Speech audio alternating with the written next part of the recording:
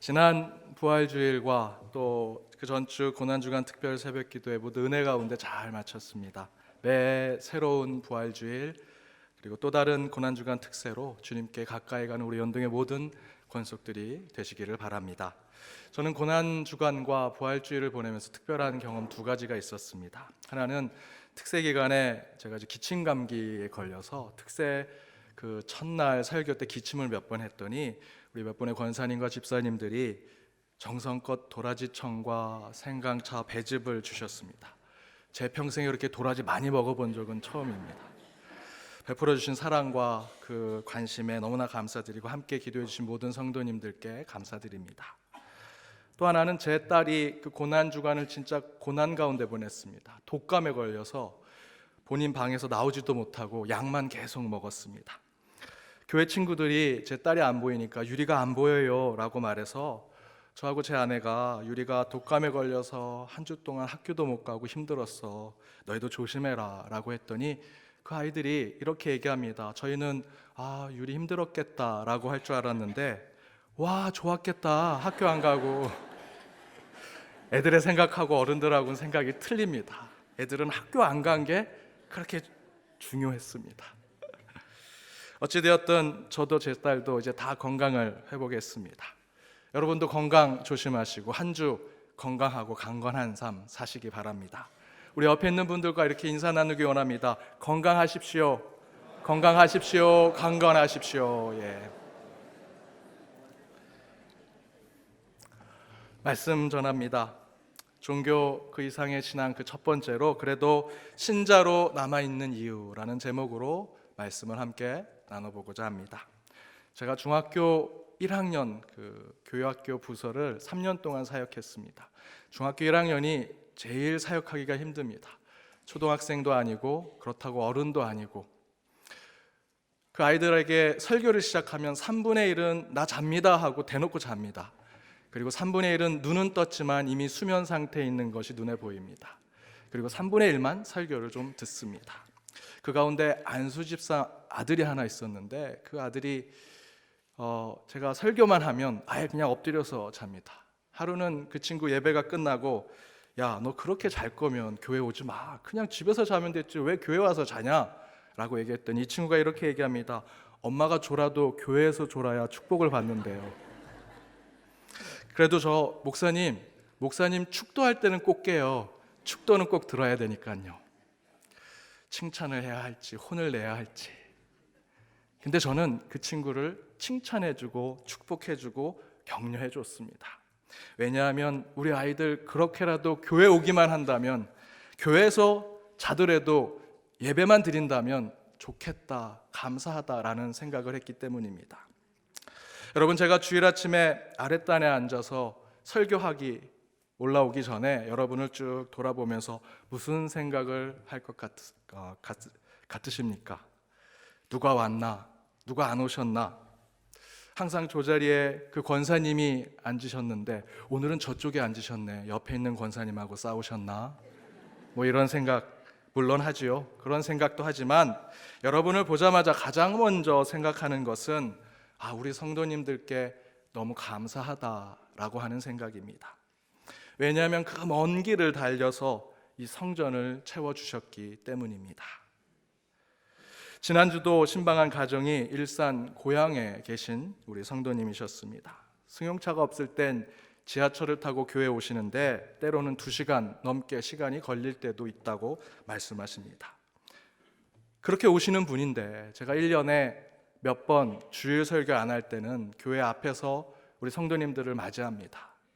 그러면 몇 발자국 뛰어가서 우리 성도님들을 맞이할 때 목사님 뛰어오지 마세요 라고 얘기하십니다. 그게 뭐 힘든 일이겠습니까? 여러분 1시간 2시간에서 지금 이곳에 오셔서 예배를 드리는데 제가 몇 발자국 뛰어가서 환영하고 맞이하는 것 힘들지 않습니다. 제 마음 같아서는 층계 밑에까지 내려가서 손을 잡고 교회 로비까지 안내해드리고 싶습니다. 신호등까지 뛰어가서 함께 손을 잡고 교회 오고 싶습니다. 그런 마음이 저를 비롯해 우리 교육자들의 마음이라 생각합니다. 그러면서 속으론 이런 생각을 합니다. 왜 그렇게 힘들게 우리 교회까지 오시는 걸까? 스마트폰 열기만 하면 수많은 유명한 설교가들의 설교를 들을 수 있는데 김주영 목사의 설교가 뭐가 그리 대단하다고 여러분 그 유튜브로 많은 설교 들으실 수 있는데 왜 여기 오십니까? 사는 것 주변을 돌아보십시오. 겉으로 볼 땐 연동교회보다 더 좋아 보이는 교회 참으로 많습니다. 그런데 왜 이렇게 힘들게 연동교회까지 오실까? 더 나아가서는 그렇게 고생하시면서 이 연동교회에서 신앙과 믿음을 지키실까? 하지만 실제로 많은 사람들은 교회가 쇠퇴하고 곧 망할 것이라고 이야기합니다. 교회 다니는 사람들조차도 이제 교회가 텅 비게 될 것이라고 이야기합니다. 저도 그런 사람 중에 하나였습니다. 그런데 희한하게도 여전히 교회는 비어지지 않습니다. 서구 교회는 줄어들고 기독교는 곧 망할 종교처럼 이야기했지만 실제로는 그렇지 않습니다. 물론 유럽과 미국 교회는 쇠퇴했습니다. 그러나 유럽과 미국만이 세계 전부를 대변한다고 할 수 없습니다. 세상은 미국과 유럽을 비롯해서 남미와 아프리카, 중동, 아시아를 다 포함해야 세계라고 할 수 있지요. 남미와 아프리카의 기독교는 여전히 성장 중에 있습니다. 중국의 삼자교회, 중국 정부가 인정하는 그 교회에는 3천만 명의 기독교인이 있고 지하교회의 교인들까지 포함하면 1억 명의 중국 기독교인이 있다고 합니다. 미국 퍼듀대 교수는 2030년 중국의 기독교 인구는 2억 4천만 명에 이를 것이라 얘기합니다. 중국의 기독교 인구가 성장할수록 중국의 정부는 교회와 기독교인들을 핍박할 것이지만 어찌되었던 20년 후에는 중국이 제1의 기독교 국가가 될 것이라고 생각하고 있습니다. 제가 왜 이런 말씀을 드리는 것이겠습니까? 우리 교회 성도님들처럼 저 멀리서 힘들게 교회를 다니면서도 우리 신앙인들은 여전히 교회를 중심으로 믿음을 지키려고 합니다. 세상은 기독교의 성도가 급속하게 줄어들 것이라 예상했지만 어김없이 저와 여러분 우리 연동교회 더불어 한국교회 많은 교회들이 그것이 잘못되었다라는 것을 보여주고 있습니다. 물론 그렇다고 제가 교회가 과거처럼 부흥하고 성장하게 될 것이라고 말씀드리는 것은 아닙니다. 그러나 한 가지 분명한 것은 교회는 쇠퇴할 것이고 크리스천들은 줄어들 것이라는 예상은 정확한 예측이 아니었다라는 것입니다. 실제로 종교인 통계를 보면 2005년 개신교 기독교 인구는 862만입니다. 그런데 10년 후에 2015년 기독교의 인구는 968만, 100만이 증가했습니다. 15년 전에 기독교인을 포함해서 많은 사람들이 개신교인들이 줄어들 것이라고 예상했습니다. 그러나 그 예상은 완전히 뒤집어졌습니다. 도리어 100만 이상 증가했습니다.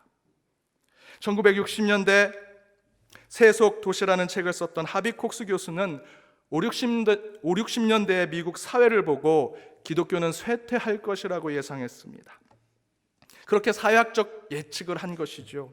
그런데 1980년대 쓴 책에서 하비 콕스는 자신의 그 예측이 잘못됐다고 이야기합니다. 기독교인들은, 교회는 줄어들지 않았기 때문입니다. 종교 사회학적인 판단과 예측은 한국교회는 침체다, 쇠퇴할 것이다, 교회는 비어질 것이다 라는 것이었지만 그렇게 되지 않았습니다. 왜 그렇습니까? 요즘 한국교회 어떻습니까? 어느 교회는 아들에게 그 교회를 물려주겠다는 그 세습이라는 것 때문에 구설수에 계속 오릅니다. 사회적 지탄도 받고 있습니다. 또한 목회자가 성추행을 하고 표절과 불법을 행하는 것이 곳곳에 드러나고 있습니다. 일부 성도들은 지나친 기복주의에 빠져서 교회가 마치 무당집처럼 생각하는 것입니다. 또한 이단의 교리에 물들어 있는 교인들도 참 많이 있습니다. 바람 잘 날 없는 곳이 교회입니다. 거짓 뉴스가 너무나 많은 곳, 소문과 뒷소리가 많은 곳이 교회입니다. 그런 것이 교회가 되었는데 도대체 여러분 왜 교회 계속 나오십니까? 바로 이 질문에 대해서 저는 8주 동안 여러분과 함께 기독교를 종교로만 생각해서 단순한 사회적 이론과 계산으로 설명될 수 없는 부분이 있음을 이제 우리가 인정하고 그곳에서부터 출발하는 종교, 그 이상의 신앙으로 함께 말씀을 나눠보고자 하는 것으로 이 말씀 시리즈를 준비했습니다. 오늘은 종교 그 이상의 신앙으로 우리의 믿음이 왜 여전히 우리를 연동교회에 출석하게 하는가? 여러분, 주일마다 분당에서, 용인에서, 수원, 호평, 남양주, 덕소, 여기에서 그치면 더 멀리서 오신 분들이 시험을 받으실까 봐 더 준비했습니다. 의정부, 양평, 용문, 고양, 일산, 인천, 천안에서 몇 시간 동안 고생하면서 신앙과 믿음을 지키기 위해 왜 연동교회에 오십니까? 어제는 참 날씨가 좋았습니다. 그래서 신방을 다녀오는데 곳곳에 나들이 하는 분들이 많았습니다. 그래서 제가 우리 교회 주차장에 오면, 좋은 날씨에도 우리 주차장에 오면 항상 이렇게 좀 마음이 이렇게 다운이 됩니다. 햇빛이 안 들어와서. 그런데 그곳에 많은 권사님, 집사님들이 김장을 담그고 계시는 것을 보았습니다. 너무나 감사했습니다. 놀러 가실 수 있는데, 날씨가 이렇게 좋은데 수고하고 헌신하고 계시는 것입니다. 따지고 보면 그렇게 문제가 많은 곳이 교회이고, 여러분 희생해야 하고 수고해야 하고 고생하는 것이 교회이고, 생각만 해도 머리가 지끈지끈 아파오는 것이 교회인데 뭐가 그리 좋아 교회에서 연동교회 신자로 여러분 남아 계십니까? 저는 2019년 포스트 모더니즘과 다원주의, 종교 전쟁으로, 테러로 수많은 사람들이 죽어가고 교회 타락의 판을 치는 이 세상 속에서 여전히 교회 안에서 믿음을 지키는 저와 여러분의 신앙의 이유를 사도 바울에서 찾아보고자 했습니다. 여러분, 바울은 8일 만에 할례를 받고 이스라엘 족속으로, 베냐민 지파로 히브리인 중에 히브리인이었습니다. 율법으로는 바리새인이요 열심으로는 교회를 핍박하고 율법의 의로는 흠이 없는 자였습니다.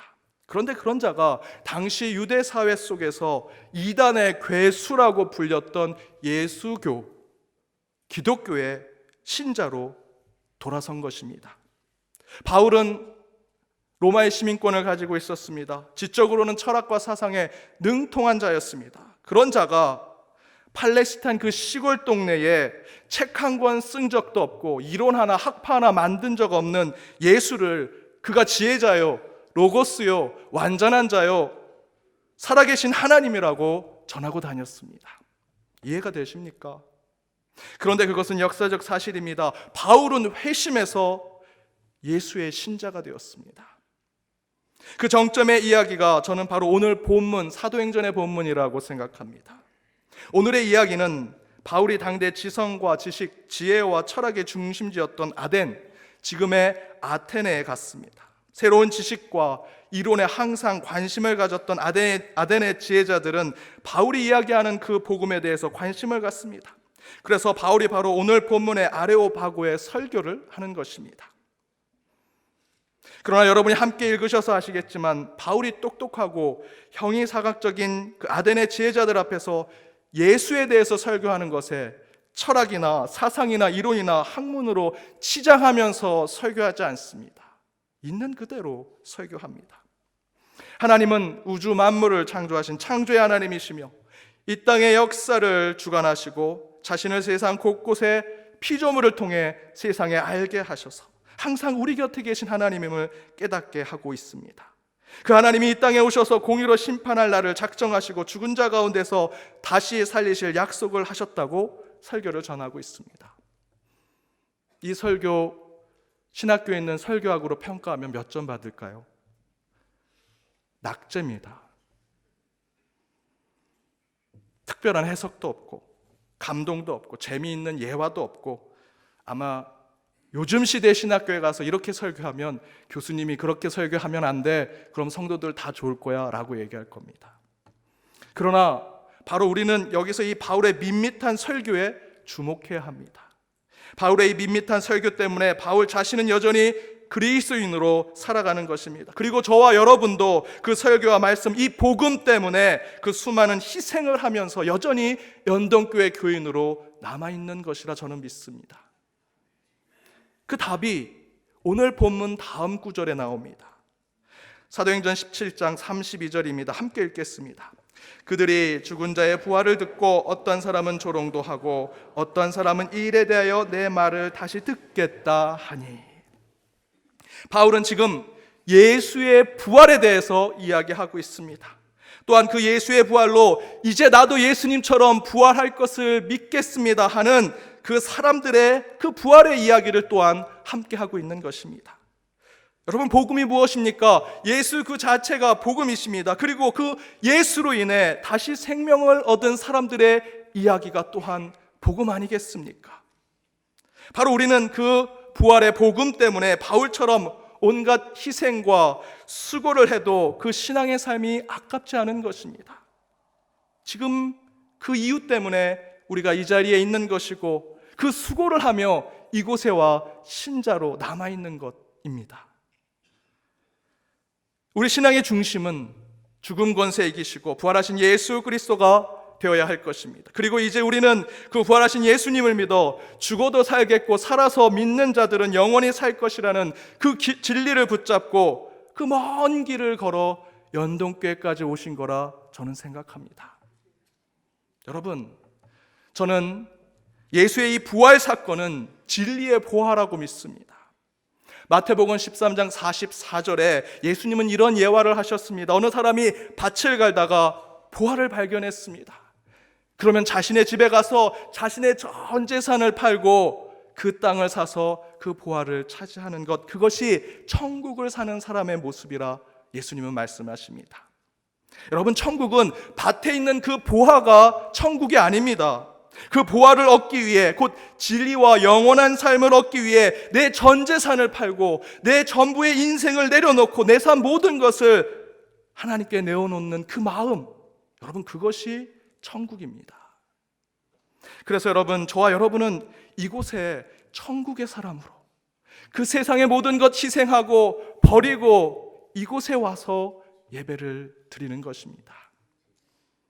여러분, 밖에서는 수백 명의 직원들이 90도로 사장님하고 그렇게 인사를 받는 어떤 분이 교회에 와서는 수천 명의 성도들에게 똑같이 본인이 90도로 인사하면서 반갑습니다, 사랑합니다, 환영합니다 라고 인사하는 것이 하나도 부끄럽지 않고 도리어 기쁨과 감사가 되는 것, 그것이 바로 이것이 천국임을 증명하는 것입니다.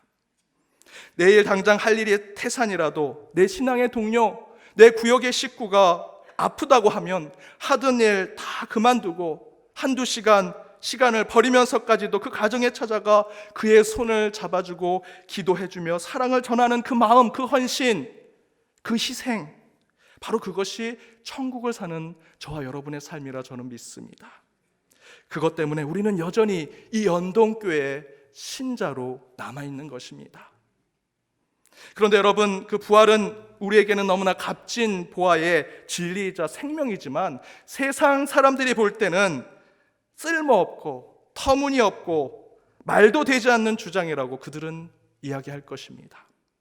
그래서 오늘 사도행전 본문에서 바울이 부활에 대한 설교를 한 후에 아데네 사람들의 보인 반응이 무엇입니까? 사도행전 17장 32절 앞부분에 보면 그들이 죽은 자의 부활을 듣고 어떤 사람은 조롱했다라고 기록하고 있습니다. 여러분, 이것이 바울 때만 그런 것입니까? 지금도 동일합니다.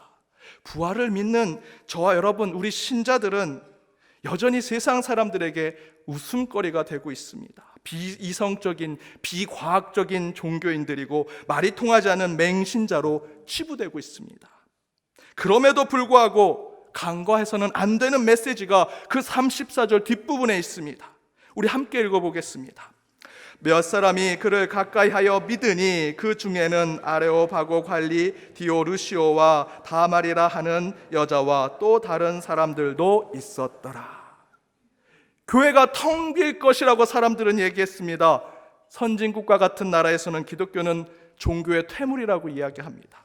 그러나 그렇게 되지 않는 이유는 바로 이 34절의 증거대로 바울이 부활에 대한 복음을 전했을 때 몇 사람이 바울에게 가까이 갔던 것처럼, 모두는 아니지만 그 가운데 깨어짐이 있는 자들이 바울에게 찾아가 그 복음을 더 듣고 그 부활을 믿기 시작했던 것처럼, 저와 여러분이 그 이후로 지금 신자로 남아있다라는 것입니다.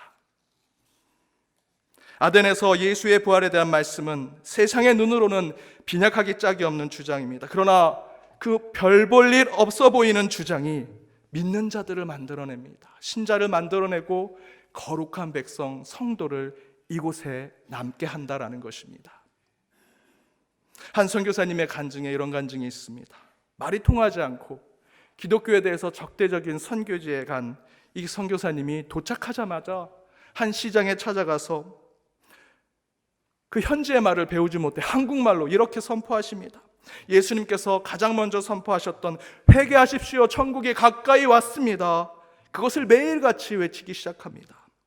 어떤 사람은 미친 사람이라고 하고 욕을 하고 침을 뱉기도 합니다. 하지만 매일같이 시장 한켠에서 계속해서 회개하십시오, 천국이 가까이 왔습니다 라는 복음을 전합니다. 그랬더니 1년쯤 지났을 때에 그 선교사님 옆에서 갑판을 치고 장사를 하던 그 주인이 1년이 지났는데 그때서야 이 선교사님께 묻습니다. 도대체 당신 무슨 말을 하는 겁니까? 그리고 대화가 시작됐고 선교사님은 그에게 복음을 전하기 시작했습니다. 그로부터 그 한 사람으로부터 시작해서 5년 후에는 그 시장에 교회가 세워졌습니다. 여러분, 가슴이 뜨거워지십니까? 감동이 되십니까? 바로 그와 같은 복음의 시작이 지금 여러분이 안고 있는 이 연못골 125년 전에 이곳에서도 똑같이 이루어졌습니다. 그 복음의 출발로 저와 여러분이 지금 신자로 남아있는 것입니다. 가장 작고 별 볼 일 없고 나약하게 보이는 그 외침, 그 선포가 우리를 여전히 하나님의 자녀로, 신자로 이곳에 앉게 만들었습니다. 열왕기상 18장 본문에서 3년째 가뭄이 들었습니다. 그런 상황 속에서 엘리야 선지자가 바알 선지자와 함께 누가 진짜 하나님을 믿고 있는지를 확인하기 위해서 기우제를 합니다. 바알 선지자들은 어떤 수를 써봅니다. 제사를 드리고 안 되니까 옷을 찢고 자신의 몸을 해해서 피를 내면서까지 제사를 드리지만 비를 오지 못하게 합니다. 이제 엘리야 선지자의 차례가 되었습니다. 엘리야 선지자는 별일 한 것 없습니다. 하나님께 기도를 드립니다. 그런데 엘리야의 여호와 하나님도 비를 내리지 못하는 것 같습니다. 그때 엘리야 선지자가 비를 확인하는 사환에게 바다 쪽을 바라보라 라고 이야기합니다. 그때 사환이 바다 쪽을 바라보고 이렇게 얘기합니다. 바다에서 사람의 손만한 작은 구름이 일어나 나이다. 그리고 곧 그 손바닥만한 구름이 점점점 커지면서 먹구름이 되어 비를 내리기 시작합니다. 사랑하는 여러분, 이 본문에서 우리가 주목해야 할 것은 먹구름이 되어 비를 내리기 전에 그 구름이 어디에서 시작했느냐라는 것입니다. 손바닥만한 구름이었습니다. 어쩌면 저와 여러분이 가진 믿음의 정도, 신앙의 크기는 손바닥만한 구름일지 모릅니다. 그것이 어찌 큰 비를 내리겠느냐 사람들은 의심하고 힐문하지만, 그러나 여러분, 우리는 그 바로 손바닥만한 믿음과 신앙 때문에 지금 이렇게 신자로 남아있는 것이고 125년의 역사를 가지고 연동교회가 이곳에 남아있는 이유가 바로 그것입니다. 우리가 무슨 수십 권의 책을 쓰면서 내가 어떻게 예수를 만나고 믿는 자가 되었는지 설명할 수 있어서 그래서 여러분 매일 신자로 교회 오시는 것 아니지요. 우리는 그저 손바닥만한 신앙, 겨자씨만한 믿음 때문에 여전히 신자로 살아가는 것입니다. 우리 교회 한 근엄한 장로님께서 계셨다고 합니다. 근데 그분이 찬양 예배에 오셨습니다. 새로운 인도자가 박수를 치며 찬양하자고 합니다. 그분은 아주 근엄하시고 보수적이고 고지식한 장로님이셨습니다. 아주 거룩하신 분이시라 절대로 박수를 치지 않을 거라 생각했습니다. 그런데 그분이 박수를 치기 시작하십니다. 어떻게 치셨냐면 손을 한 바퀴 돌리면서 박수를 치는 겁니다. 예수를 믿기 전에 세상에서 한 가닥 노시던 분이셨습니다. 여러분, 우리가 겉모습으로 볼 때는 지금 이 자리에 서 있는 제가 가운을 입으니까 아주 거룩하게 보이고 대단한 신앙의 정도로 제가 목사가 된 줄 알고 계실지 모르겠지만, 그 장로님이 근엄하고 거룩해 보이니 그분은 박수도 치지 않고 대단한 신앙을 가진 것이라 생각하지만, 여러분, 그렇지 않습니다. 우리는 우리의 겉모습, 눈에 보이는 직분이나 종교성, 그런 것 때문에 신자로 남아있는 것이 아닙니다.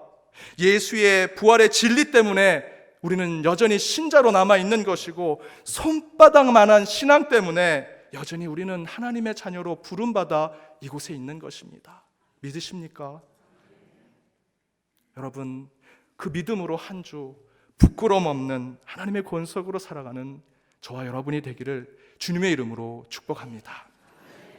기도하겠습니다. 주님, 말씀 가운데 걸어오신 예수 그리스도를 만나게 하심을 감사드립니다. 주님의 말씀에 결단하여 실천하며 순종하며 살게 하여 주옵소서. 특별히 교회의 위기 속에 참된 하나님의 역사하심을 깨달아 여전히 이 땅에 교회를 남겨주시고 하나님의 자녀로 우리를 불러주신 이유를 깨닫게 하여 주옵소서. 예수 부활의 진리를 결코 놓지 않게 하시고 그 진리와 복음을 지키게 하시며, 우리는 연약하여 손바닥만한 신앙과 겨자씨만한 믿음이 있을지라도 반드시 그 신앙으로 주님을 영광 돌리는 삶을 살아가게 하여 주옵소서. 다시 한번 우리의 신앙을 돌아보는 한 주가 되기를 간절히 바라오며 예수님의 이름으로 기도드립니다. 아멘.